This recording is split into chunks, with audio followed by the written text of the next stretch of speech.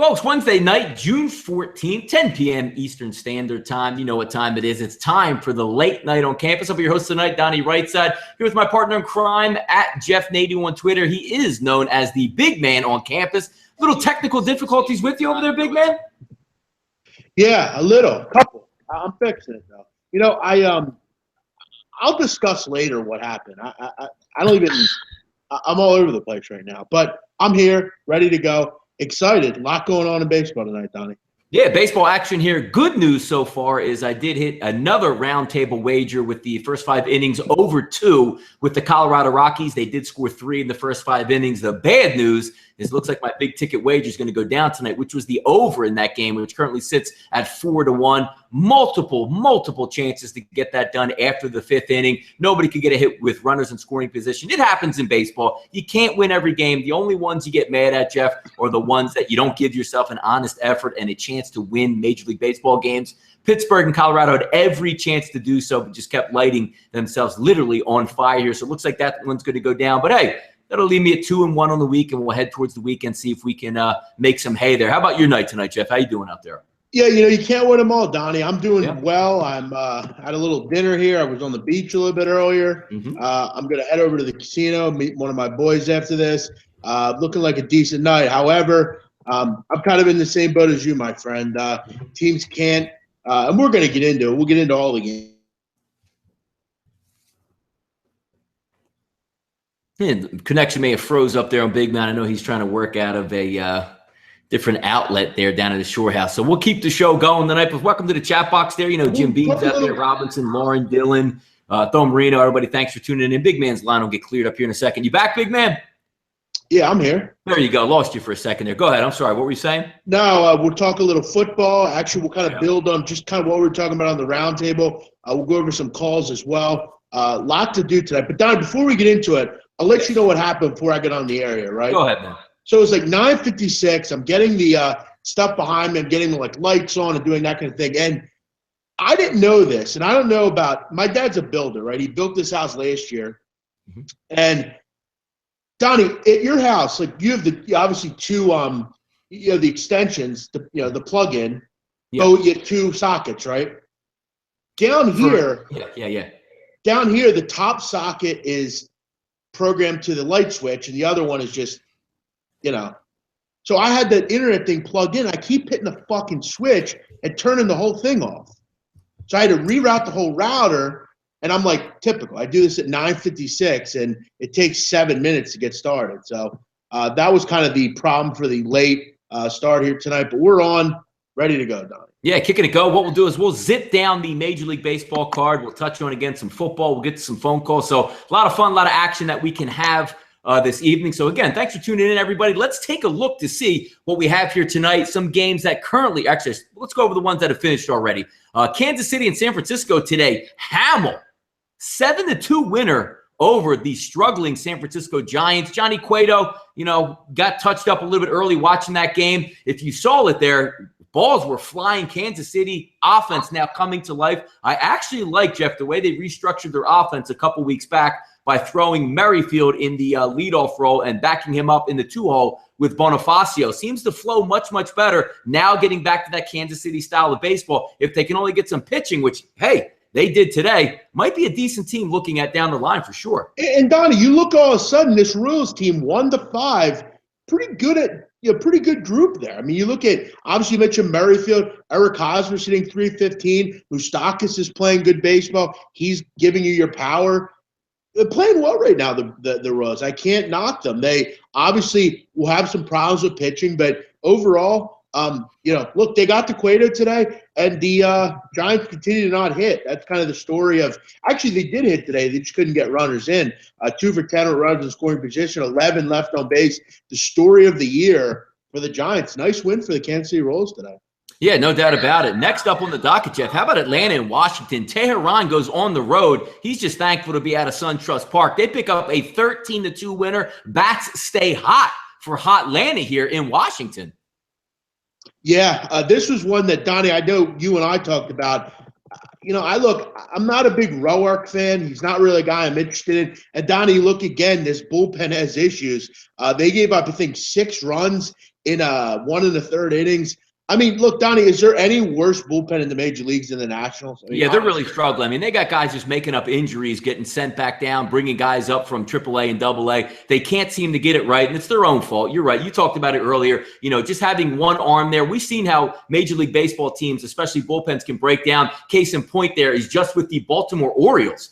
Take your stud closer out, and all of a sudden your 8th inning man turns into your 9th inning guy, and he can't hold up, and that whole domino effect falls down. Looks like that's what happened in Washington also, because, again, you talk about Papelbon, who was there, didn't work out. Melanson's now gone. Now you're trying to rebuild from inside, and it's not working right now. Yeah, I mean, you look at Blake Trinan has an ERA close to 7. Joe Blanton's ERA is above 8. Jacob Turner's a fucking mess. We obviously seen Albers. Yeah, Mitch Albers, or not Mitch Albers, Matt Albers. We've talked about Coda Glover. We talked about, kind of just the inability of everyone in this group to do anything positive. But then, Donnie, you look at some of the moves they make. You get rid of Felipe Rivero. You get rid of Mark Melancon. You get rid of Oliver. Is Oliver Perez still with them? I think he is. But you never see him. Where's he been? He was terrible. He was terrible when he was there. Yeah, exactly. I mean, usually have that young, especially an organization like the Washington Nationals, have a good farm system there. You figure they can bring up a couple guys, a lefty and a righty, throw hard, get some guys out. Nothing is working for them at all after the starter leaves the game. Yeah, I mean, I feel like Oliver Perez has pitched well for them, but I haven't seen much of him. They're a total mess in all sense of the word in this bullpen. And look, I mean, if they want to compete, they have to go out, and I've said this before, I'll say it again. If they want to compete, they have to go out and get not only one, but they need to get 2 or 3 arms. This bullpen is a fucking mess, and we've seen it time and time again. Just because they score runs, it doesn't mean they're going to win games. They need to stop giving runs up. Yeah, and they were looking like they were going to be one of those teams that was going to run and hide in the NL East here. Don't look now. If the Mets get healthy here and Washington continues to falter in the bullpen, could be anybody's race. I know they still have a healthy lead in the East, but it's a matter of time. If you can't get your bullpen right, that's going to hurt, because games that you should win, the ones we talk about, 5-2 heading into the 8th inning, that should be an easy win for a decent ball club. When you lose those games, it takes a little bit of toll on the mind there for sure. Yeah, it does. And I mean, the last week, Donnie, has been a mess for this team. I mean, it seems like every night they're giving up leads. It's rough betting on the Nationals right now. You shouldn't be doing it under any circumstance, especially full game. No, for sure. And if you take a look, next game here up on the docket that finished earlier, shootout there down in Miami. That was, let me see, what was the final score? 13-2? Was it? No, I'm sorry. Let's look at the same score again. 11-6. Volquez and Gossett. It looked like Oakland was going to get, a good start out of the young kid Gossett. They're up 4-0, and then the, floor falls out from beneath them. For Miami needed it, but that was an interesting one. But it all comes down to, Jeff, taking 2 teams on the road. Phillies, Oakland A's, just don't do it. Save your money. Use it elsewhere. Yeah, I think the Oakland Athletics are now 10-25 on the road, something like that. This was a boombox of a game here. A lot of runs, a lot of hits. This kind of went all over the place early. Volquez kind of came back to his kind of issues after the no-hitter, and actually a pretty good game after that. But, overall, he had some struggles. Gossett, who I don't think many of us heard of coming into this game, had trouble as well. A high-scoring game here. I didn't watch much of it. It came on very early, so I didn't see much of it. Yeah, lower-scoring game to end the afternoon action was Chaseen and Garrett. Over-under was set at 9, was even bumped to 9.5 at a couple places. That game ends 4-2 in the favor of San Diego. What a horrible road trip for the Cincinnati Reds. It's not like they were facing aces out there in San Diego. Just couldn't get anything going. So an interesting game, if you want to say. It closed at -115. Public was back in San Diego in that situation. But the one thing, Amir Garrett gave you a decent start in this one, but just no bats for Cincinnati here today, Jeff. Yeah, he actually did give a good start. After everyone kind of jumped on him on the round, he pitched pretty well today. But, look, I don't expect him to, pitch well. I mean, this is a guy that I guess the Padres will make anyone look good, probably. But for me, look, I mean, the Reds are a weird team. Sometimes they look fantastic offensively. Sometimes they don't. They're just kind of an inconsistent team with a lot of problems. That you're going to get with a team like the Reds. You look at today, if they could have got some hitting, they probably would have won this game with the way their pitcher pitched. But, again, that's what happens when you have an inconsistent team. Yeah, no question about it. Look at some games that just got underway, Jeff. Top of the second, Dylan Bundy, Miguel Gonzalez. That game is 2-1 in the favor of the White Sox. Just getting underway. Also, Pineda, Shoemaker there. That is obviously the Yankees and the Angels, 0-0.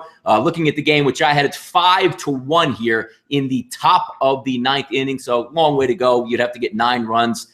Holland's probably going to come in and shut the door down here. So no, not much there. But again, can't fault. All you can ask for is some chances to get it over. It did have those chances, didn't work out for me. So no big one there. If we also take a look, Matt Harvey, Jeff, 9-4 winner over Chicago. Harvey struggled early, but the Mets bats bail them out. Take down another over in New York for the Mets, waking up after taking a shellacking last night. That line closed at 9. Easily covers. The Mets got 9 themselves there, Jeff. Yeah, another over for the New York Mets. Seems like a broken record, Donnie. I didn't have much into this game. I know Mike Montgomery went, and he wasn't particularly bad, but Carl Edwards was poor out of the bullpen. Pedro Strop was poor out of the whole bullpen was bad. The whole bullpen gave up 6 runs combined, just not any good. And look, Harvey, again, doesn't go deep into this baseball game. That's been a problem with this guy lately. But bullpen puts up zeros, Donnie. Something you don't see, but something you're starting to see. They're starting to see some good things with this group. You're starting to see Sewald pitch well, Addison Reed pitch well, Jerry Blevins, Fernando Salas, Familia. They're starting to see something with this bullpen now, which we didn't see earlier on, but impressive tonight for the Mets. They weren't good with runners in scoring position, but they had some big home runs. Obviously, Granderson, Duda, they got the job done when they needed to. So, nice job. Harvey kind of got bailed out. And the bullpen picked up the slack for him tonight. Yeah, no doubt about it. Keep it moving down the list here. Garza and Mike Leake in a shootout here, bottom of the 6th inning, 6-4. Milwaukee got out hot, Jeff. I believe a 6-0 lead in that one. Now cut to 6-4, but that game is already over the total in the 6th inning in that one, Jeff. Yep, and yet another over, Donnie. I'd actually, if Seth Hagen's on the chat box, I want to ask him. He posted earlier a stat about overs so far in baseball. I don't know if you saw that, Donnie, about the numbers on overs. Yeah, no, I don't doubt those at all. It was a crazy high number, but yeah, tonight Eric Thames kind of got back into it. He hit his 17th home run, 2-run shot. Eric Sogard with a big 2-run double, so that kind of set up Milwaukee here. They went up 6-0 in this game, and the Cardinals fought back with a 4-run second. So a high-scoring game early in this game. We haven't seen any runs since. So, but at any rate, it has already went over the total. No need to worry about it. But, yeah, Seth, if you have that number, I'd love to bring that up. That was pretty good stuff by you. Game that just went final, Toronto, Tampa Bay, 7-6 final. Liriano and Odorizzi started in that one. Over-under was 8.5. Easily goes over that one. Small favorite there. Actually, minus 138. Toronto closed out. They picked up the home win over Tampa Bay here. But another one, Jeff, scorches over the total. I don't think that game got out to too hot of a start there. I know Tampa Bay had the lead, and then Toronto bats, I believe, woke up somewhere in the 5th or 6th inning. But again, cruising right over that total. If you had Toronto, obviously you cashed the ticket. If you had the over, you cashed another one as well. And by the way, Donnie, I didn't even catch this. Matt Harvey went out of the game. So how long did he pitch for in that one? 4 innings. So he gives them 4 innings, but look, they were lucky. The bullpen pitched well for them tonight. A very odd game, Donnie. They scored 9 runs. They have trouble with runners in scoring position. Their bullpen pitches really well. Kind of a weird game for the Mets, but we'll have to see Harvey's situation because obviously he's had some problems all year with personal issues and with kind of staying deep in games. So we'll see with that. But, Tampa Bay, another game I didn't have much opinion on. Close game, though, 7-6. I didn't deal with it much this game. I didn't cap it or anything. Neither team I'm a particularly big fan of. I don't really like the Blue Jays, and I'm not a big fan of Tampa Bay on the road. So I had nothing on this one. I really haven't paid much attention to it. Yeah, Odorizzi struggles with right-handed bats, which that when Toronto was right with their, big bats at home, they can certainly get after it. So that was one that I did consider a little bit there, but wasn't trusting. Liriano did have some decent numbers at home. It did cruise over, but didn't like too much of it. Texas and Houston, Cashner and Martez. His 3 runs have been scored in the 5th inning. It's now a 4-1 lead for Houston at home, just starting a run. I know he's a heralded pitcher in their organization. The numbers don't substantiate it just yet, but they are up 4-1 here, laying a minus 146 over Texas and Cashner. That over-under looks like closed at about 9.5. So halfway there. We'll see if they get into some bullpen action and see what works. But you thought that Texas probably would score, Jeff, a little bit more off Martez at this point. Yeah, I mean, this is a premium play for me. I'm on the over in this game, 9.5. Obviously, we're kind of on the track. Hopefully, Houston can start to really score. I mean, they're 3 for 14 with runs in scoring position. They've had plenty of opportunities to score in this game. Donnie, in the third inning or fourth inning, I believe it was, they had first and third, nobody out. Carlos Beltran hits a straight shot right to the first baseman. Springer gets doubled off. Shin-Soo Choo had a big opportunity for some RBIs. He hits and he fouls out. Just they had a kid making his debut, 3-0 pitch with two men on with no outs. He swings at a 3-0 pitch. Just some weird things in this game. But yeah, you mentioned the kid Martes. The big thing for me in this game, Donnie, and why I liked it, Texas had 4 lefties in the lineup, 4 good lefties in the lineup. Yeah. You look at what Martes has did in AAA. He's been a mess against lefties. He's really had no sort of success. His control's been a problem. He's pitched well in this game. It's unfortunate that the Rangers kind of make him look good because they had the opportunity to kind of jump on him early and a couple times, and they haven't done it. Yeah, keep it moving down the list here. Next up on the docket, Seattle and Minnesota, 6-4 in the top of the 7th. The Seattle Mariners jump on Irvin Santana right off the bat. Cadillo pitched well early on. I'm not sure if he actually gave up those 4 runs. I assume he did if he was still in the game because Minnesota put them up quickly in that one. But total closed at 10.5. They're sitting at 6-4. So that one trending over and closing as a small favor was Irvin Santana at 5 times at -131. So we'll see how that finishes. Both of these bullpen, some of the worst in Major League Baseball. So I'm pretty sure the runs have not stopped or won't stop coming after 10 already there. Yeah, Gaviglia actually gave up 3 home runs, one big one to Sano. Byron Buxton hit a home run, and Eduardo Escobar hit a home run. So Minnesota's making a comeback. The unfortunate part is Irvin Santana gave up a couple home runs early in this game and kind of put them in a hole. But like you said, Donnie, you look at Gaviglia. I know he gave up the home runs, but he hasn't pitched terrible in this game. Yeah. Irvin Santana did not pitch well here. So we'll see, though, because with these bullpens, I mean, you never know what's going to go on. But, Donnie, yet another over here, I believe. I think this one might have closed 10.5. Yeah. So then it looks like across the board they probably need one more in that situation. But, again, who's to say they're not going to get it, especially with Minnesota losing. So they're either going to get that bat in the bottom of the 9th or somebody's going to cover it up as it is, Yeah, we'll see. I mean, AC, rules were the play today. Yeah, I think somebody called that on the chat box, if I can remember correctly.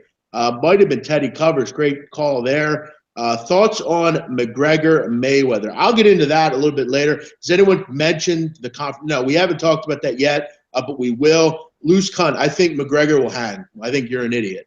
Come on, dude. I mean, I don't think you're an idiot. I'm sorry. I shouldn't say that. I don't think you're on the right track there. Sorry. If you actually think he has any shot to hang with Mayweather, you're nuts. If this was an MMA fight, yeah, he would. Yeah. But they should have done like a home and home, like basketball or football would have. Oh, right. One MMA, one boxing match would have been pretty cool. Like, hey, you fight me, and then you come into the octagon and we fight with me. You talk about guarantee each guy like $200 million for the 2 fights, and there you go. Yeah. We'll see. I mean, obviously, I think this is going to be something that Conor McGregor, it's all going to be really all talk to me. I think this is McGregor getting his payday, seeing his child born, seeing that, at any rate, you can see what happens to you when you kind of get, taken away from a sport. We see what happened with Ronda Rousey. Ronda Rousey's nobody now. Conor McGregor's looking to make money, make a lucrative spot here, especially with Floyd Mayweather's career kind of ending. This is a great thing, but as far as him winning, there's no way, other than if he knocks him out, there's no way he's going to get a decision. There's no way he's going to be prepared to fight a fighter like Floyd. Floyd's a totally different fighter than most. I mean, his defense is probably the best we've ever seen. We'll talk about it a little closer to the fight, but right now, I think it's pretty crazy. Again, a couple of people asked out there about Kovalev Ward. Any opinions on that? Yeah, I'm going to talk about that later in the week. I'll talk about that on Friday. It's actually Ward Kovalev number 2. The first fight was very good. I'll talk about that on Friday's show. Big Man is very opinionated. Thank you. Dog Raymond, his opinion's awfully wrong. Well, don't listen then. No one's asking you to. Dave Roberts is killing the Dodgers. How do you leave Fields in? I'm on Indiana, Cleveland Indians, but with Dodgers bullpen depth, how do you leave Fields in there? Yeah, Fields. Look, it's Dave Roberts, though, Donnie. We've talked about him time and time again. He's a complete mental midget. Honestly, I mean that's what he is. That doesn't surprise me. What do you want in that game? I actually like the under in that game, Donnie. It's one of the few unders I did actually like. And it looks like it's probably going to come in, but we've seen it before. I mean, look, top of the 8th inning, 2-2. If you have under 9, you should have that one wrapped up. But we've seen some tall tales already this Major League Baseball season. I'm watching because of Donnie. Well, good for you. Nice. I think we all know who Dog Raymond is, Donnie. If we do we? Yeah, look at his comment he just made. Come on. I think we all know who that is. Okay. It's our friend on Twitter that loves you and hates me. Donnie and I are a duo. You can't get one without the other. Sorry. That's right. We join forces. It's Jersey, it's Philly, it's the Shore. You know, we just join forces over here. It's like Jordan and Pippen, bro. It's like Batman and Robin. It's what we do. It's like we share the mozzarella. You know, it's like Sonny and Jimmy Whispers. I mean, we're everywhere together. Someone asked how far Donnie is from me at the Shore. Not far. Probably I'm right off the Atlantic City Expressway. If I got in my car right now, it's 10:25. I could probably knock on Jeff's door at like 11:05, 11:10. Yeah, which we got to make happen, Donnie. I think that we will. I'll actually be Father's Day on Sunday. I'll be down there hanging out in Summers Point with my father. Next week after that, have a player. I'm staying at the Borgata there, 7th year anniversary, me and the wife. So I'll be down the Shore already, starting it off. But over the summer, there's no reason why. I mean, again, you know, my parents have a place in Brigantine and also Summers Point, and you're right there in Ocean City. That's right on the border of Longport and Ocean City. That's right there, man. Crossing the bridge, 2 minutes. As far as the casinos, 15 minutes. I have from my second floor. I'll show a picture when I'm done here. It's not far at all. I can be there on my jet ski in 40 minutes or so. So in a car though, it's quick. I mean, I could be there in 15 minutes. Yeah. Borgata and Harris are a little bit farther. Trop, I can be there in 15 minutes. Donnie, any other baseball we didn't discuss? This is what we got here. Baseball on the docket. Final score just went in Colorado 5-1 final over Pittsburgh. Just couldn't get it done. Drops me to 2-1 over on the week. No harm, no foul. See if we can pick another winner out there. Had a couple leans tonight that I didn't go with. They actually Phillies game I was looking at there. What's that? 7-3. So technically probably would have been a push, I'm going to say. Looks like the prevailing number across the board was 10. Didn't like a ton of action today, grinded a few. I actually thought there would be more runs scored. There should have been more runs scored in Pittsburgh. I thought the Colorado Rockies would break out, picked up the winner over the first 5 innings with that one, but just couldn't get it done. A lot of those first and third chances. And also, Jeff, when you watch baseball, sometimes you don't even need the big hit. You just need the, 275-foot fly ball. The stat of the night, which I was looking at before we took the air, Jeff, 0 for 16, the top 4 batters on the Rockies, 1 through 4. I'm surprised they even got 5 runs to score on that. When Charlie Blackmon goes 0 for 5, that's amazing. Yeah, he doesn't go 0 for 5 very often. In big spots too, Jeff. I'm talking like bases loaded, one or first and third, 1 out. He's just popping up to the shortstop. Very Charlie Blackmon. Like in the 9th inning, I thought he got robbed a little bit there in the top of the 9th. Hit a rocket down the right field line that looked like it caught the chalk, but the ump called it foul. And of course, they're not going to overturn it from the angles they had. So, but again, it wasn't the right play. Didn't get home. Coulda, woulda, shoulda. Didn't happen. We'll move on. I got to shout out Donnie, a kid. A pretty awesome thing. Derek Fisher. He plays for the Houston Astros, Donnie. Make his major league debut tonight. He's from Lebanon, Pennsylvania, not far from my home. Just hit a home run off Jeremy Jeffress. So wow. I know his pop is in the stands. That's pretty cool, right? First game, hit a home run off Jeremy Jeffress. First pitch, I believe. Awesome stuff there for him. As far as Donnie, the trend, which I wanted Seth Hagen to put out. Great job, Seth. Overs this year, Donnie. 956, 873, and 142. Yeah, it's astounding. And again, we like to talk about the same things. Like I lost taking an over tonight, which was 4-1. If you watch that game and roll it back, the game probably should have went over. If you're holding on, you better be getting a game, Jeff, that's 2-1, 1 1-0, where it's not even a sweat. Otherwise, it just seems like you're really on the wrong side. Houston again with another home run, 6-1 now in the bottom of the sixth inning. So those bullpens are coming in. They're starting to hit in that battle as well. So that game now trending more to the over. Only 6 runs in Pittsburgh there. 1-0 Yankees over the Angels, Bundy and Chicago White Sox. That's 2-1. So again, usually most of these games, LA Dodgers games 2-2 in the top of the 8th. 2-1 final in Arizona. Those are the type of games looks like you have to really hone in on if you want to take that down. Yeah, hopefully that will cash 2 back-to-backers. We need Texas to start scoring some runs. Big man, need to hit up the casino and have fun. Our birthdays are in July. We're 2 days apart. You're going to be up there all summer. Donnie, meet up. We'll have some fun. Yeah, I'd love to meet up, man. I'm always down here. I'm during the summer, I'm here pretty much, off and on the whole time. Sanchez. Dirty Sanchez with a bomb. Looks like Donnie 3-run shot. Yankees 4-0. Hey, how about that? That big play for mine, who I tailed our girl Deb. Yeah, there you go. Looking good, my friend. Looking good. We might have to get her on the show again. She looks like she's doing pretty well so far with this play. But yeah, we will definitely set that up, Kyle. Feel free to get in touch with me. We can for sure make that happen. Dodgers have hit a home run, Donnie, as well. Home runs coming in fast and furious here in baseball. Kike Hernandez off Andrew Miller, 3-2 Dodgers, which looks good. Two Dodgers bullpens now when you figure they would start to lock it down now in that situation. Another couple runs scored also with the White Sox. They're now 4-1 over Baltimore. So again, that game tracking very easily to the over also now. And Donnie, it's funny. You look at I remember saying to you, Dodgers at one point today were plus 140 or so around there. Yeah. At Cleveland, look, I know Cleveland's got a good lineup. Kluber was pitching, but when you're getting the Dodgers as a dog with a guy like McCarthy on the mound, I thought you almost had it look that way tonight. But that was interesting for sure. Yeah. We'll see what happens there. Obviously, a good bullpen there. For the Dodgers. But, Don, I think we've went through every game, haven't we?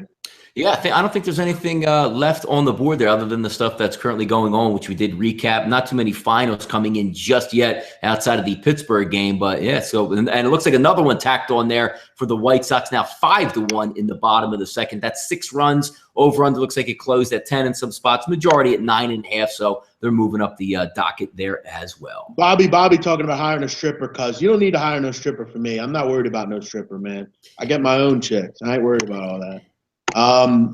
But yeah, all you listeners, I would love. Listen, Donnie, we should set that up. All the listeners come up to Atlantic City. Everybody who wants to come. We'll have it. We'll go to Allure or something. I'll take everyone out. We'll have some fun. I'll even maybe pay for it. Yeah, you hang out in the club. I'll hang out at the tables. We'll do some damage. Yeah, should be fun. By the way, good call. I think it was my arch nemesis, Dog Raymond, mentioning Cody Bellinger, who isn't getting the type of obviously lauded applause that our boy Aaron Judge is getting, which I don't know that he should. Aaron Judge is doing amazing things right now. But, Donnie, Cody Bellinger's playing really well. This kid continues to murder the ball. He's been fantastic all around, hasn't he? Yeah, Jeff. It goes to the point, the Dodgers have a $250 million whatever payroll.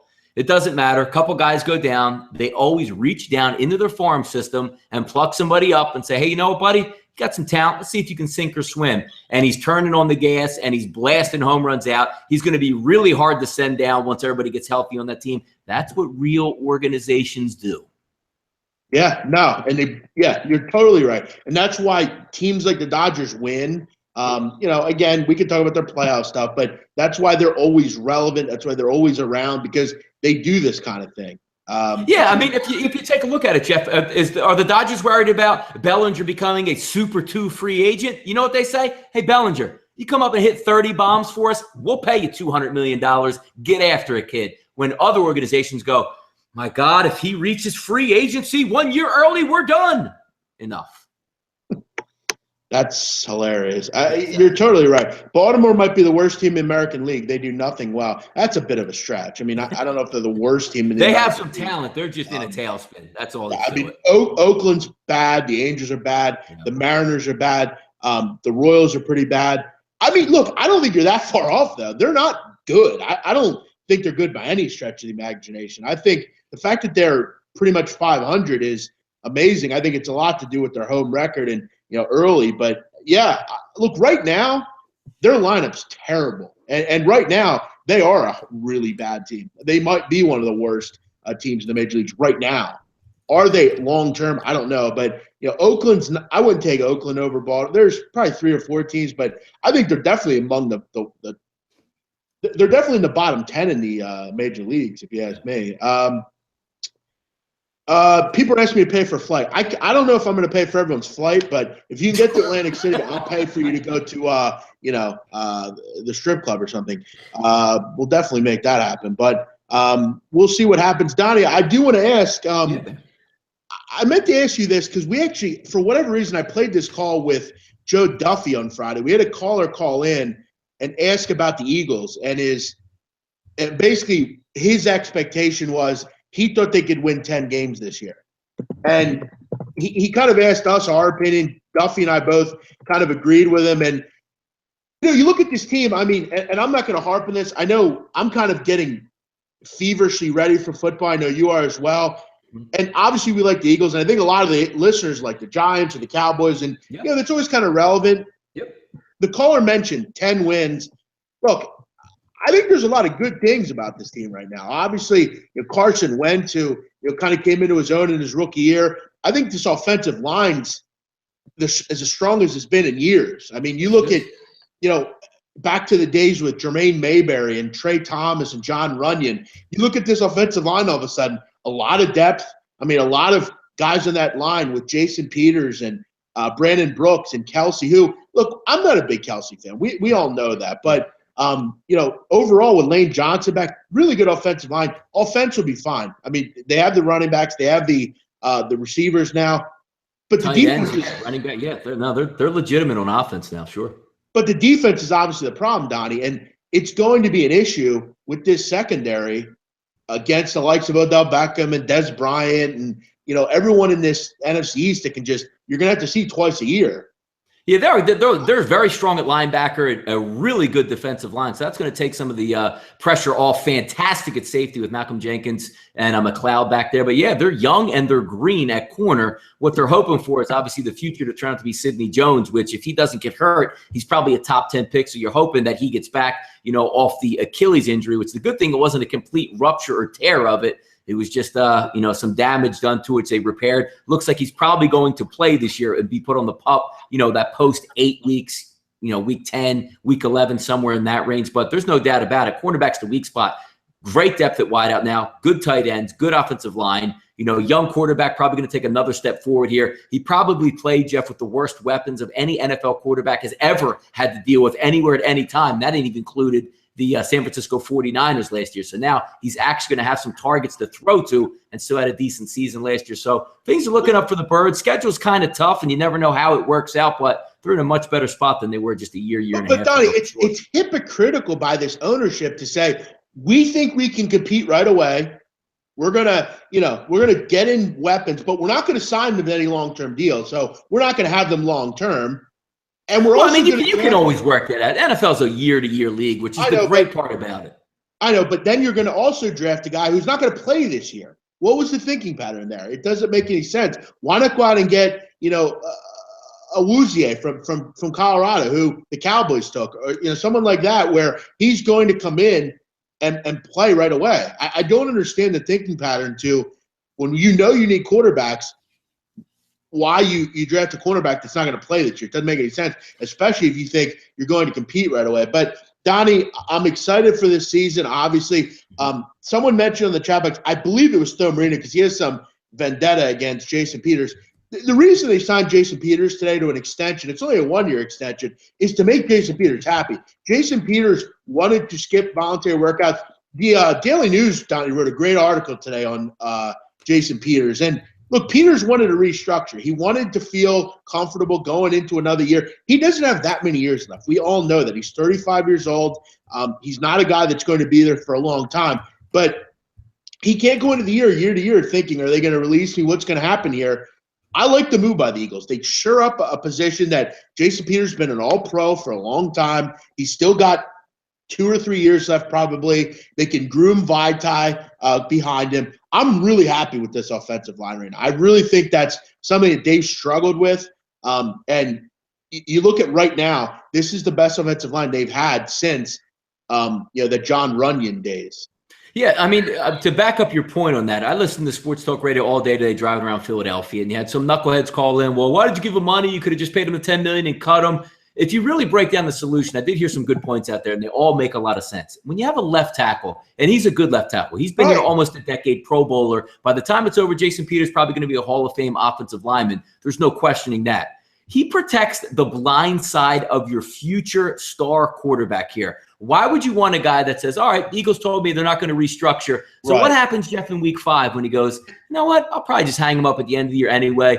Got a little bit of a bulky knee because your contract's guaranteed once after you start week 1 in the NFL. Whatever your baseline contract is, which for him is $10 million, is fully guaranteed. So who's to say, like, well, the Eagles weren't going to ride and die with me. You know what? I'm going to sit out weeks 5 and 6, and then you just put in, some mix and match offensive line. You end up getting hurt. Meanwhile, you take care of the guy. He's happy. He's putting in the work. He's there. And week 5 and 6 comes by when he says, you know what, coach? My knee is real bulky. I don't know if I can make it through, but I'll die out on that field just to make sure I protect everybody because you guys took care of me. It's a no-brainer. And Donnie, if you remember that little stunt when Chip Kelly was here, he, sat out. He didn't want to play. No, he was a complete. He was in.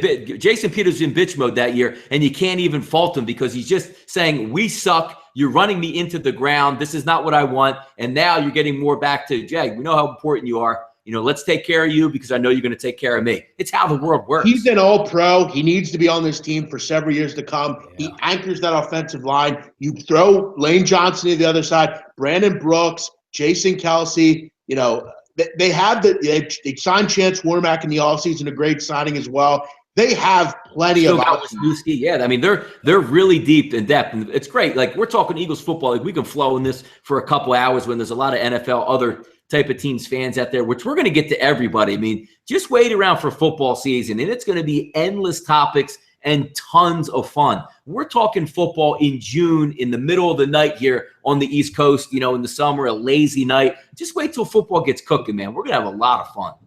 Yeah, and what we'll do, I mean, obviously as the season gets closer, we'll get in more to, some of the other teams. We'll kind of go game, team by team, kind of just give a little breakdown. But listen, I got to tell you, Tho Marino, I mean, what do you mean he has to earn his contract? He's 35 years old. He's made the Pro Bowl multiple times. What do you mean he has to earn his money? I mean, what are you talking about? And the best part about in the NFL was one hand washes the other. So he had a $10 million contract, which means that's $10 million worth of money. They probably come to him. It's monopoly money for these owners anyway. Hey, how about we extend you? We'll make it technically a 3-year contract. We'll guarantee you $16 million right now when you're only going to make 10, and our salary cap goes lower. It's probably a win-win for everybody. Yeah, I don't have a problem with it at all. I like, we talk all the time about, they don't give these guys, he's not on here 6 more years. Listen, he has 2 or 3 more years. Let's let him finish his contract. And he even said it, Jeff. He's year to year. He might have a great year this year. So you know what? They hooked me up. I took home $16 million. I'm just going to hang him up at the end of the year. And thanks, guys. You took care of me. And now I'll be off your salary cap anyway. I mean, it's just the way it is. Someone asked, do you prefer college to pro? I do. I know Donnie likes the NFL. Donnie, I hope you make more than 1 pick a week during football. It's just about, what I had NFL, obviously it's more because you have college football. I play a lot more in college football than I do the pros, obviously, because there's much more college football games. But if you're looking for me in the pros in college, Jeff's seen it there. Saturday, I'll at least have 3 plays on a Saturday in college football, maybe even more than that, just because the tons of games out there you could study up all week long. Usually in the NFL, I'm usually a 1 or 2 Sunday guy, maybe a Monday night, maybe a Thursday. Last year, I believe I had 37 NFL plays. But overall, in the past 2 years on the monitor, I'm over 60%, well in front of everybody else. I like to take my time in the NFL. There's no question about it, but I do win. But no, there's much more plays there in college football, no question about it. Sure. Yeah, obviously a little bit more to do. NFL Red thing, best thing invented since the toilet paper. Yeah, listen, I'm not big. I like the Eagles clearly, but I'm not one of these people that sits and watches every game. You'll see that, Donnie. You know that.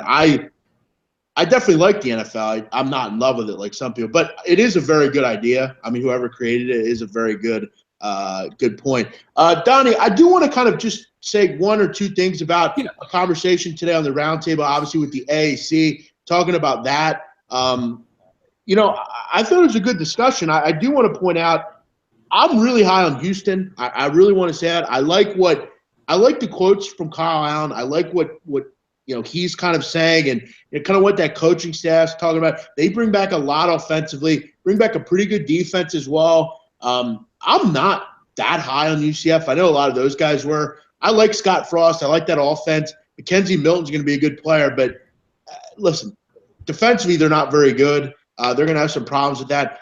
Look, are they maybe a bowl team? Probably. I got to look at their win total, but I don't think they can win 8 games. 7.5 is a little too high, I thought. Memphis, I like as well. I love their offense, but they're just a mess defensively. Can they stop teams week after week? I just don't see it. What did you take out of that, Donnie? Yeah, no, I agree with that. Like it's kind of an interesting conference this year because usually you had a lot of front runners. Now, if you look at some of these sports magazines, obviously Memphis is going to be there up on top, but this isn't one where you just put that rubber stamp. Like Jeff, we knew Houston was going to be really good. We knew Temple was senior late in the last 2 years. A lot of these teams have coaching changes, but also up for grabs on the major talent that has actually left the building. On a lot of these football teams, you have a shakeup at UConn there. I mean, they weren't headed anywhere, but now you're going back to Randy Edsall trying to put some things in. SMU on the come, obviously they're on offense, but you talked about it earlier. There's a lot to be desired there from SMU on defense. They did have a nice signature win to end the year last year with beating Houston while they were home. So, I mean, but at that point, Houston was leaking oil. A lot of guys were banged up and injured there. UCF's always going to be interesting. Can Charlie Strong come in there and, provide the bump that they're going to need from losing their coach to Oregon? Quentin Flowers is always going to have a high-octane offense in there. They could probably plug and play a guy at running back. You don't know if he's going to be as good as Mac is or Mac was, obviously. But they're certainly on the come-up. Looking at Temple, they're probably going to slow it down a little bit more, play more old-school type football, run the football, play some good defense in that fashion. Tulsa's out there. They're going to run it a mile. But that wild card out there, Jeff, now that program has been built up, is the Navy squad that Niamata Lolo is going to bring to the field. A lot of people sleeping on them. That is a plug-and-play offense. They'll probably score a ton of points again this year as well. Yeah, I mean, to kind of build off what you said on South Florida, I mean, look, I think their problem last year was defensively. Their offense did it all itself. I mean, they were fantastic. And look, you mentioned Marlon Mack. Obviously, that sucks, but they get Elijah Mack, the freshman. They have Dearness Johnson, a senior there, who I think is going to pick up right where he left off. Their wide receiver core is good. Defensively, I think they're going to be much stronger. Obviously, they bring 9 players back on defense. They still have Augie Sanchez, strong, obviously defensive coach. And Donnie, I mean, you look at this schedule. Not exactly tough. I mean, you don't have to play Memphis. You don't have to play Navy. I mean, you look at this schedule, Donnie. Tell me you don't see this team going maybe undefeated. You get San Jose State, Stony Brook, UConn, Illinois, Temple, East Carolina, UMass, Tulane, Cincinnati, Houston, Tulsa, UCF. Yeah. The only team that I think can beat South Florida in that group, I mean, all the games you have, you get Houston at home, you get Cincinnati at home, you get Temple at home. I mean, this is a schedule really set up for them to do really well. I think, will be one of the better non-Power 5 teams we're going to have in the country this year. This team really is set up for success with the schedule. And you mentioned Memphis. I mean, they're going to struggle defensively. SMU, Donnie, I mean, this team gave up 403 passing yards a game last year. They were a team that gave up over 36 points a game. Look, I know they can score. They're going to have some overs with this team, but long term, I mean, they're going to have to get some defensive help in there because they're not any good in the secondary. This is a team that gave up 75-plus points to Navy last year. We need to remember that. So I like SF a lot. I really like this team. That schedule is a joke. No, you're right about that. I mean, you don't have those hard, You're not going to Nebraska early in the season. You're not going to Alabama where maybe you get roughed up. You're in a very winnable spot and manageable each and every week. The tough games there, you basically have them at home. I mean, we don't know what's technically going to happen throughout the season to see who's going to jump up and bite, but you're right about having a favorable schedule in that point, man. And I want all of you to write this down right now. There are going to be a lot of overs in this conference. Every team, there's no defense in this conference that obviously, UConn's decent and Tulane can be a good defense, but Temple's rebuilding. UCF, they're obviously all these teams are better. And Memphis, SMU, Tulsa, all these teams are dreadful defensively. So there are going to be a lot of overs in this conference. You can kind of add that in right now. You're going to see overs. Navy's an offensive team. They're going to be a reload on defense. So there's a lot to be excited about in this conference. East Carolina is going to be bad. So how about Thomas Sirk, Donnie, our boy from Duke, heads to East Carolina, he would fit right into like a Northwestern type ball club. So, yeah, I mean, he's going to be a plug and play. Maybe he doesn't start, but there's always going to be packages in him for sure. Yeah, I guess they're going to run a spread option. I don't know. But, they've had some good quarterbacks. I mean, Shane Carden was a good quarterback there. The problem is I don't see a Zay Jones or a Justin Hardy on this roster. That's kind of the problem. But I'm excited. I'm really looking forward to college football. AAC is one of my favorite conferences. And as far as people are asking about certain teams, we're going to get into each team, week by week as we kind of continue, Donnie. No, Zay Jones is not back. He's gone, Paul Tenura. Clark University. Who did he actually get drafted by? Who's Zay Jones on for the NFL, Jeff? I had him going to the Bills, but I forget where he went to. He got drafted by the Carolina Panthers? Oh, no, Buffalo. Oh, he did go to the Bills. I had him going to the Bills. He did go to the Bills. I'm sorry. He was the first wide receiver taken in the second round. There's our over, Donnie. Give me that. You got it, man. Good job for that on that 10-1. What an explosion there after the fifth inning for you, man. Good work. Still no outs in the sixth inning. I mean, it seems like this inning has been going on forever. Feels good to hit that one. That one wasn't looking good for me.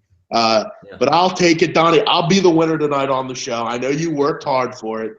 At least I gave a winner to the masses out there, but I didn't help my own pockets, taking a loss with that game. But again, it always makes me laugh. It coulda, woulda, shoulda went over. You look at every other game that you had tonight, everything's basically going over except the one that I had there with the Pittsburgh Pirates. And by the way, that was my only 2 losses, I believe, in the last 8 days or 9 days were both on Pittsburgh Pirate games at Pittsburgh. So maybe I should stay away. Yeah, maybe you should stay away from those shit teams.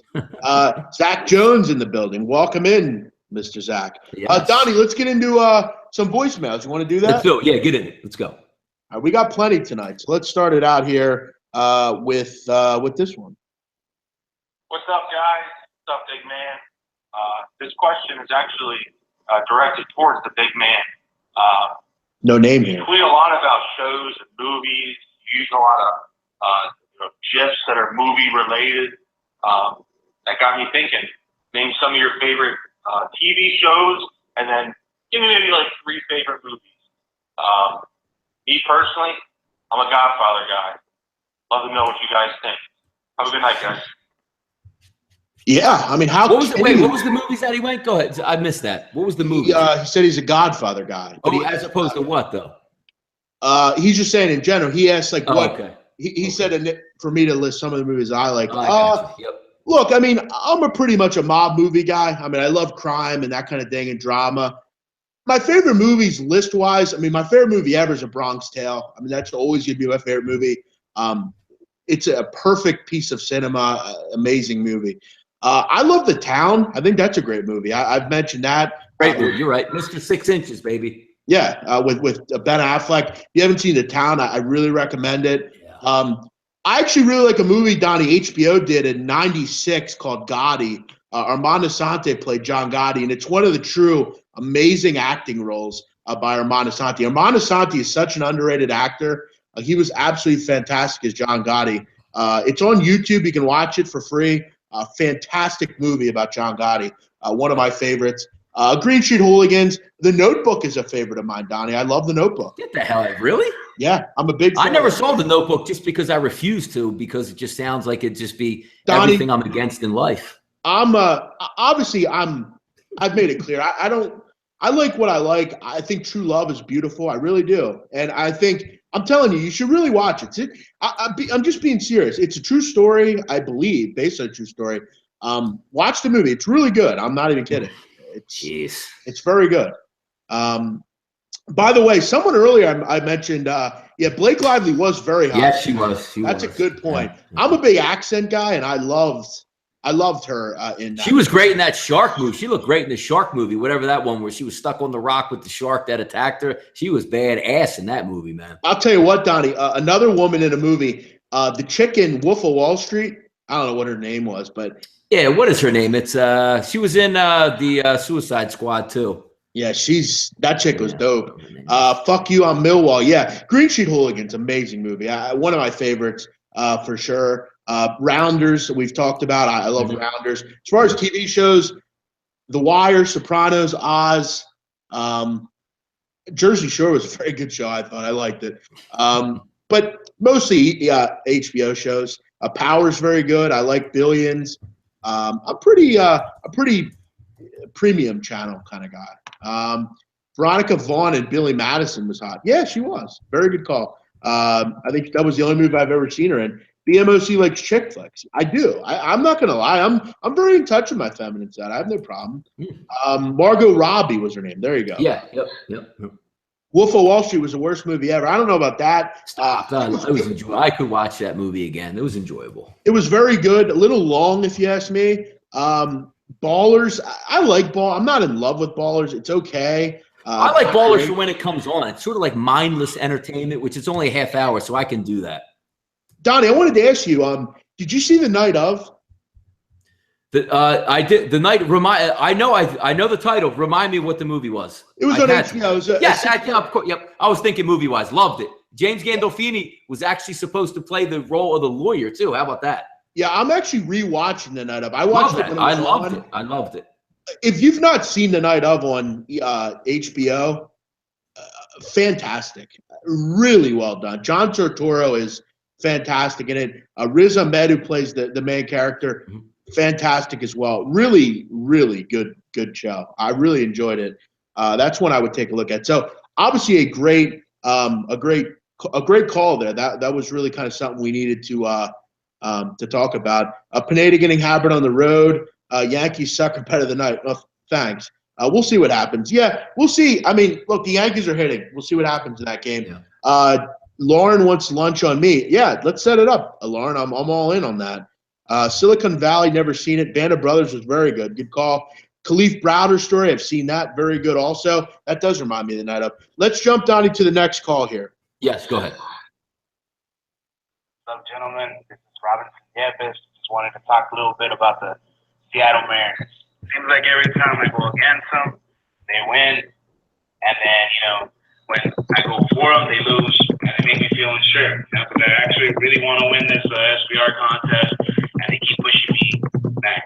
But sometimes, to the heart and mind, ignorance is kind, and there's no comfort in the truth. I'm probably not going to win this contest.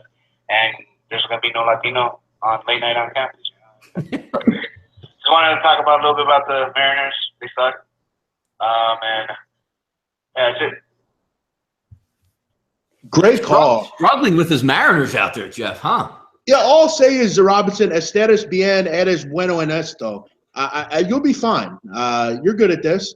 Estés bien. That's all I'll say to the Latino out there. Great stuff. But yeah, he's right. I mean, the Mariners are tough. I mean, they really are tough. Kyle Hamburg, I agree with this guy on the Mariners. Totally. A really, really maddening team. I mean, especially on the road. I mean, we all have those teams, Donnie. For me, the Mariners would be in there. The Reds are in there. We always have those teams, don't we? No, yeah. I mean, they're the teams that can seem to hit their way when they want to, but can't get anybody out, can't get starting pitching, always injured, always bringing up like nominal guys to try to fit in there. It's a shame, too, because they're big guns. Paxton came back. King Felix obviously isn't what he once was. Iwakuma obviously isn't what he once was, but they're veteran pitchers that, every fifth day can go out there and typically give you a good effort, which, is not happening right now. Just a lot of injuries. Also, Drew Smiley that they've been counting on. Obviously, he's injured as well. So a lot of, moving parts for that pitching staff with what they thought was going to be. We all knew they probably were going to be able to hit with what they run out there, especially acquiring Segura. It's a nice-looking lineup when it's healthy 1 through 9, but just not getting that frontline pitching or bullpen right now. And the problem is, Donnie, long-term, Jerry Dipoto set this team up to fail. They can't add people due to the fact they gave Robinson Cano and Nelson Cruz a ton of money. They did a little in the offseason, brought in, a Jared Dyson kind of player, someone like that, but they didn't really do that much to really address their bullpen. They have issues in that bullpen. They've had issues with injuries as well. Hey, Jeff, Clippard is a joke. Yes, he is. He's not pitched well lately. Hopefully he can get back to the way he used to be. Phil Marino's not going to call. I mean, we've tried to get him to call in. He doesn't call. He always has an excuse why he can't call in. We hope he will. But Robinson, Donnie, I'm getting word we have shirts to send out. Oh, send one my way over there. Robinson will be getting a shirt. Great call by him. Call of the night, if you ask me. We still have some calls, so let's get to them. There was no transcription for this one. Unfortunately, I wasn't able to hear it. Actually, you know what? I'm not going to play that one just because there might be something on. Actually, you know what? I'll be called a fraud, so I will play it. Hello, this is Terry Anderson, a.k.a. Teddy Covers. Just wanted to call and say I love the show. And now for the play of the day. Betting number 504-505. How many units will Peter Loshup be down at the end of the MLB season? Come on, man. Who's this supposed to be, though? Who is he knocking off of there? Let's not take shots at other people in here. He's pretending to be Teddy Covers. That's what I thought, because I thought the inflection, like where he was like, taking that pause, did sound a little bit like Teddy. Yeah, he was the guy that was trying to pretend to be Paul Howard the other day, which I have to admit, that was funny. But let's not attack other guests. We all do a lot of work on this stuff. There's no need for that.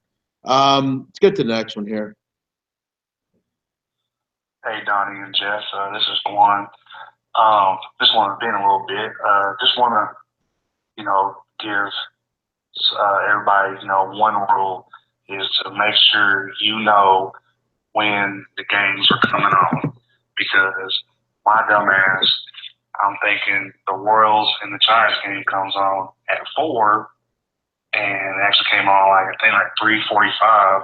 So I'm about to put it in. I was gonna put in the Royals first 5, and the team all over at 3.5. Guess the fuck what? Couldn't do it. I'm not bad at live, but didn't get enough value because it was already 4 o'clock and it was very up. They were already up 1-0. So just one quick rule, make sure if you're going to be busy at some point, make sure you know what time it is. If the game is going to be on, give yourself a buffer to put your bet in, or you're going to miss out like I did today. So that's my event, but, I'll catch another one, but that was easy fucking money that slipped out of my hands. Have a good day. I will say this. I have 2 reasons to think about this call, Donnie. Mm-hmm. First of all, I do think it's and I love Guan White. Don't get me wrong. I love him.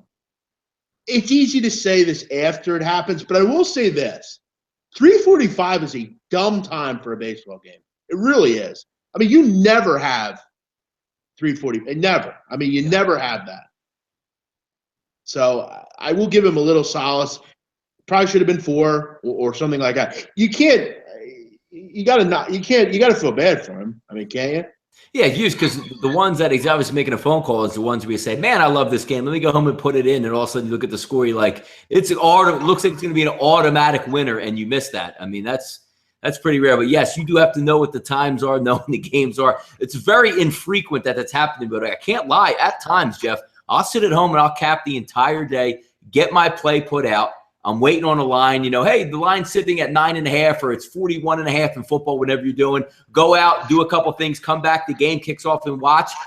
God damn it, I forgot to bet my own game. That has happened to me before. Yeah, no. I mean, I'll say this. Guan White, good guy. I always like him. I do feel bad for him. 3:45 is a weird time for a game. I'm not afraid to say that. I will say this. Someone mentioned on the chat box earlier today, these chat boxes have gotten very, very rude. I know I can be rude at times, but there are some people in here that are dicks. I will say that. There are some people in here that are rude. The guy, he made a mistake. I mean, don't jump on him. We're trying to get people on the air here. If you don't like what we're doing, a lot of people like it. If you don't listen. Yeah, see, we don't want to have to go in there and slow down the chat because I believe there's a key in there that lets you maybe only type one thing every couple minutes per person. And we don't I don't want that to happen. I like the constant flow in there. But yeah, I mean, some people do get a little bit jumpy in there. There's no question about that. Yeah, I just think, I mean, Guan's a good guy. There's no need to jump on him for that. That's what this is for. This is having fun, and something just fell. But let's get to the next call here. Always fun. Big man, Donnie, chat box, Kyle Honeysett. Sorry to keep on calling in and bothering you guys, but I am just pumped up about the big 2-out hit from D. Gordon and the home run from Stanton. Donnie, shout out to you. Help your futures on Stanton home runs. Catch my first 5-inning team total Marlins over 2.5. Tomorrow I'm making the same play. First 5 innings team total over for the San Francisco Giants, fading Jason Hamill tomorrow. Just really pumped up about this win. 2-0 on the week in MLB. And sorry to annoy you guys with the calls, but it just keeps on working. So for right now, I'm just going to keep on calling in when it happens. Don't know who you are, but a big fuck you to whoever the hell Tony Snow is. Take care, guys. Later. Kyle Hunter said taking a shot at a caller. Nice call, Kyle Hunter. I like the fervor by you going at callers. Good for you. Yeah, a good call there. Not a good call though on the San Francisco Giants. That did not happen.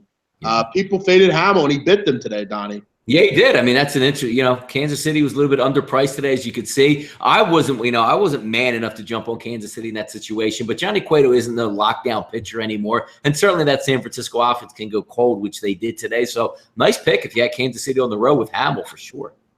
Let's do one or two more here. Big man, Donnie right side. It's Walt out here in Washington State. Hey, watch all the time, first time calling in. Couple of questions. I just got through watching the show from last night. Big man, you talked quickly about the writing being on the wall in the Rockies game. Could you maybe explain a little bit more in detail as the reason or maybe the speculation as to why the writing is on the wall there? How that kind of, maybe what's going on behind the scenes, if you will. Secondly, this constant critiquing of your guys' handicapping is becoming nauseating. You guys run a handicap show on a daily basis. Everybody tunes in, and it seems like half the people are more worried about handicapping you than actually, being positive or trying to, make it a good thing. I think positivity breeds winning.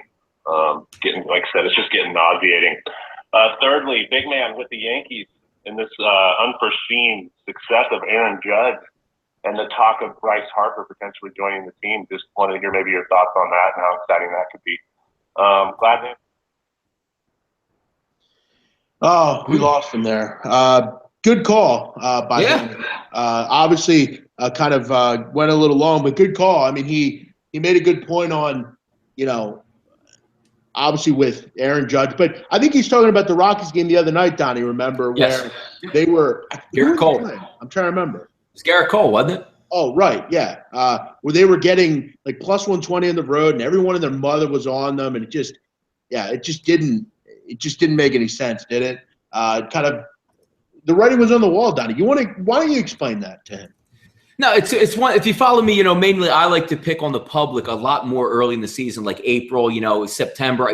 If anybody out there knows me, Jeff knows me, kids me all the time. I don't put any plays out in April that I back with any serious money or sell. I mean, I'm in the pick selling business that pays my bills, and I don't sell any picks in the month of April or September for NCAA or for NFL football because I like to pick on the public. But the one thing you can do is look for those false flags. One would scratch your head. I mean, Jeff, we talk about it. Pitcher getting lit up time and time again all of a sudden you're going to hang them out as a decent favorite against a team that, for the most part doesn't lose on the road, coming in riding hot streaks there, and you scratch your head and say, what gives? And then, a good barometer, which Jeff and I always like to use, is just check out Twitter. Everybody loading up on the Rockies. Sometimes when it's too good to be true, it really is. In that situation, it was, because even with both of those pitchers, both of those offenses, Jeff, what was the over-under in that one? Maybe 9 or 8.5? So they were looking for a bounce-back start, obviously, from Garrett Cole, and got it, and crushed the public at the same time. Yeah, no, you're totally right. We see him time and time again. Donnie, one other thing. I did want to take a trip down memory lane if we can for a minute. Let's take a listen to this call. Yeah. At Divine David 88 here, just letting you guys know, laying it down, the Cavs going to win this in 7. Good call.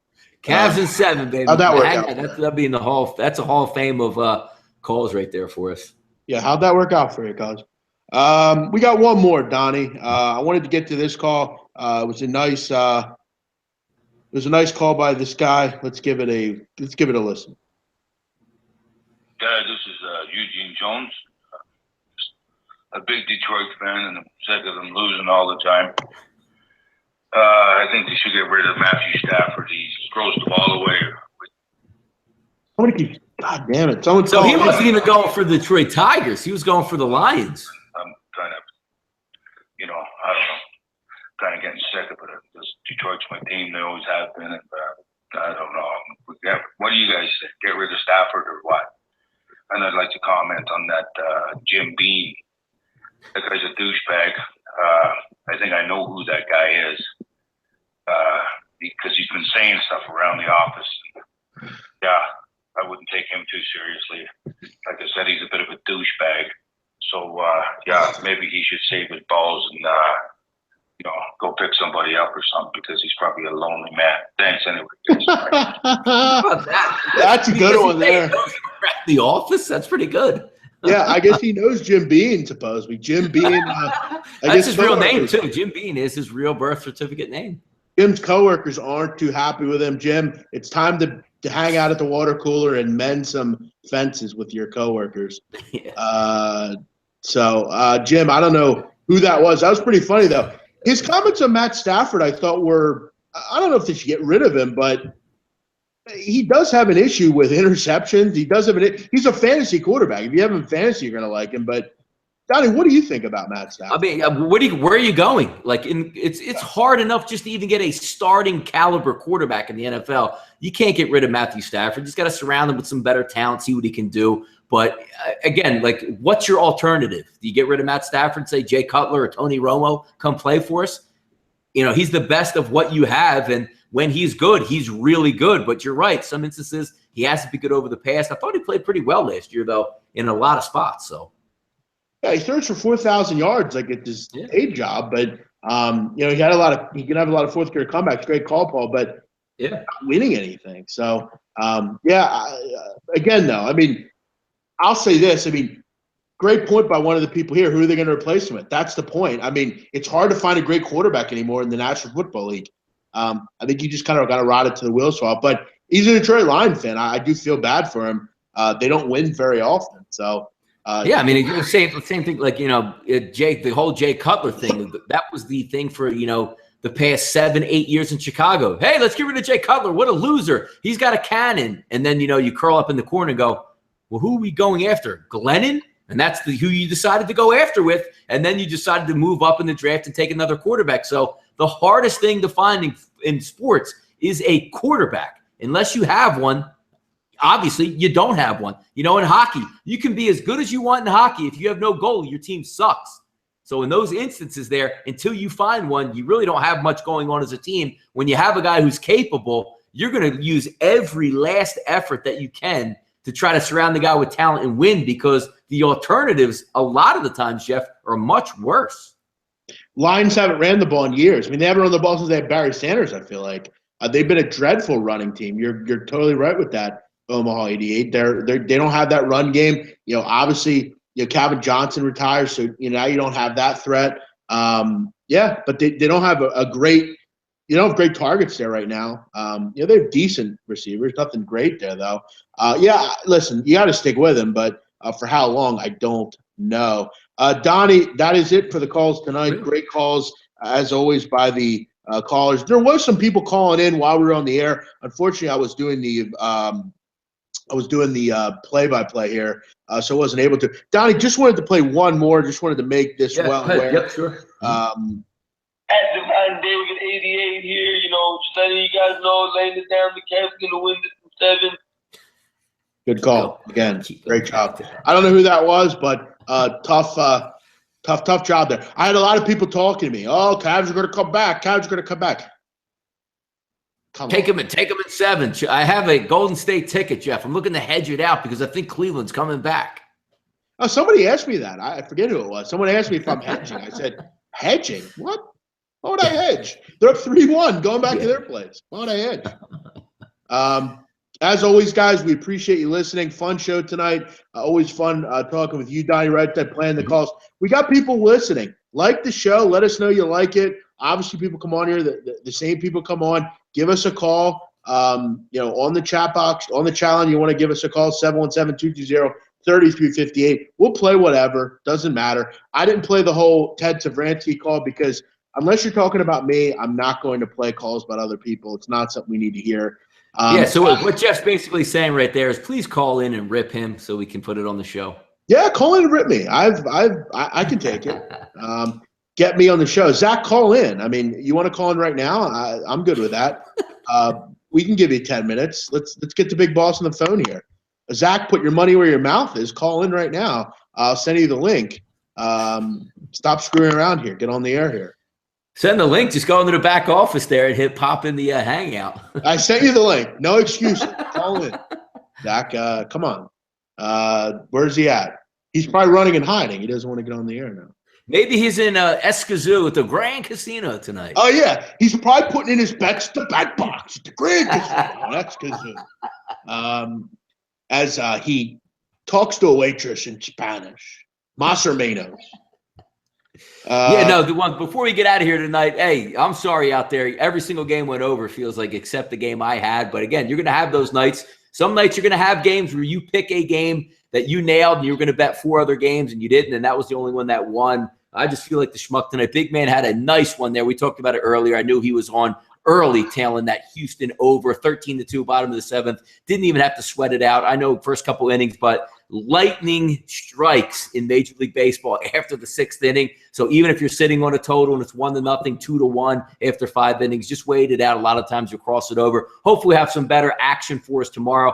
I start 2-1, so hopefully we'll continue to win as the week goes on. Big Man's now up for the week, I believe, as well, so he'll be heading into the weekend nice. The great thing about Thursday for me, I do have the complete day off. I can just relax and spend some time with the family, put a couple wagers in and relax. And me and the Big Man will be back at it again, 12:30 p.m. Eastern Standard Time on Friday with the right side of campus, and we'll have a lot of fun with that show and hopefully win a little bit more wagers. Anything left, Big Man, on the docket for you tonight? Yeah, Donnie, I will be on the air tomorrow with Natalie Rydstrom. We'll be going over Confederation Cup games, which start Saturday. A big little tournament over in Russia. We're looking forward to talking about that. Chile, Germany, Portugal, all sorts of teams. Should be fun. I'll break those games down with those guys tomorrow on the bankroll. But that's about it for me, Donnie. I'm going to head to the casino, hopefully play a little Hold'em. You're in Escazú? Awesome, man. Yeah, I'm heading over to the Grand Casino. But yes, no show for us tomorrow. I'm going to play poker. Zach's at the barbershop getting a cut. All right. That's like Big Man hours right there. Yeah. What is that, your barbershop, 11:30? Yeah, it's 9:17 where he is. So I guess not too old, but the night's still young there. But Donnie, enjoy your night, man. Listeners, enjoy your night. We'll be back Friday, 12:30 Eastern, right side of campus. We'll be live from the shore, breaking it down.